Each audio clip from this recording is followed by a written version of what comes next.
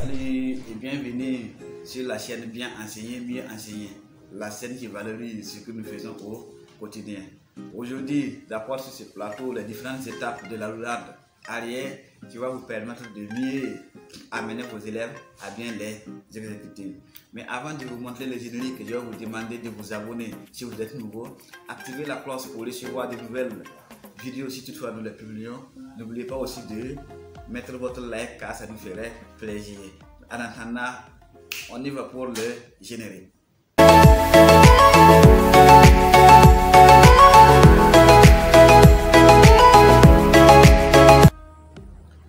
Revenez dans notre contenu.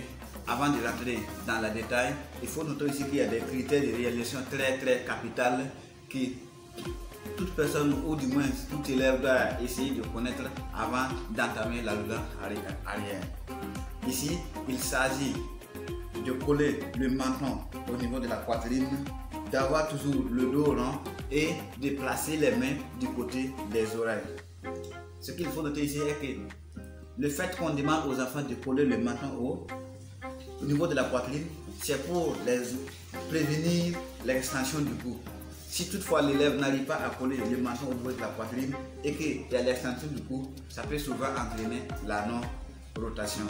Mais ce qu'on va vous demander, regardez la vidéo jusqu'à la fin pour mieux comprendre les différentes étapes de la roulade arrière. On passe maintenant pour la partie 1 de la roulade.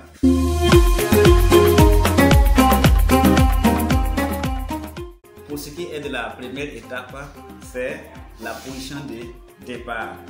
Il faut dire ici pour exécuter la roulade arrière, on peut le faire soit la position accroupie ou la position debout.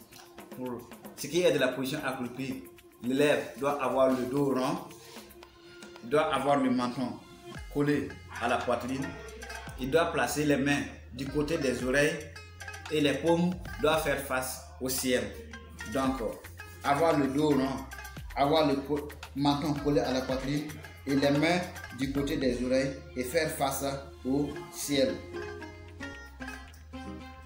Et le deuxième maintenant c'est la position debout. Une fois que l'élève est en position debout, il doit d'abord chercher à fléchir ses jambes ou du moins s'accroupir,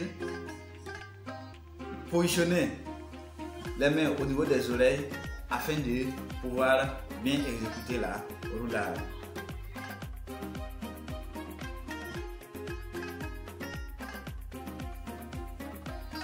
Pour ce qui est de la deuxième étape, il faut dire que l'élève doit créer un déséquilibre vers l'arrière.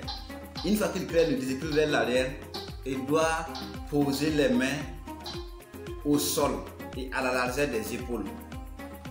Et ensuite, il maintient toujours le menton collé à la poitrine et il conserve toujours son dos rond.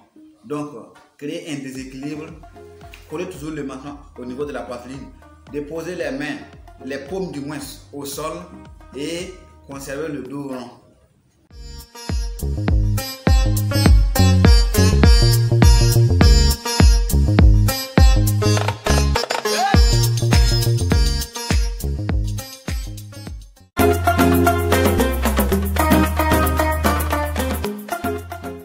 Enfin, il s'agit de la troisième étape qui est l'étape finale.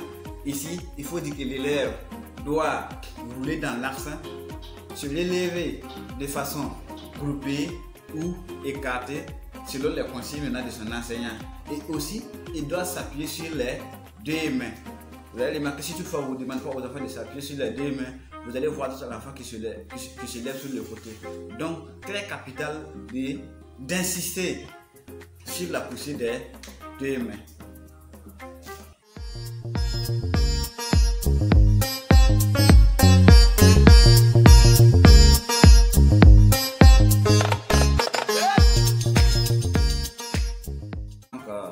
On est à la fin de l'explication des différentes étapes de la roulade arrière. Maintenant, je vais vous laisser voir la vidéo complète de la roulade arrière exécutée par l'un de mes élèves.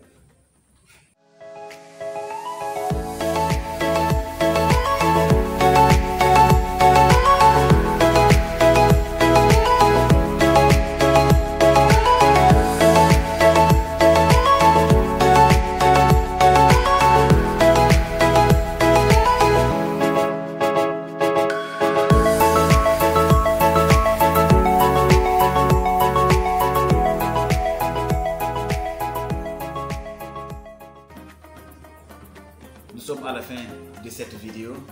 Dites-nous ce que vous pensez en laissant un commentaire. N'oubliez pas de vous abonner, de mettre votre pouce bleu.